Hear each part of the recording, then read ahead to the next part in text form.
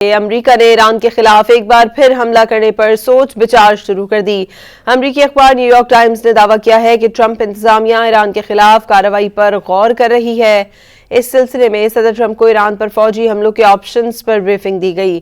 New York Times نے امریکی حکام کے حوالہ دیتے ہوئے بتایا کہ صدر ٹرمپ نے ایران پر حملوں کا بھی حتمی فیصلہ نہیں کیا، تاہم وہ ایرانی حکومت کی جانب سے مظاہروں کو دبانے کی کوششوں کے رد عمل میں فوجی کارروائی کی اجازت دینے پر غور کر رہے ہیں۔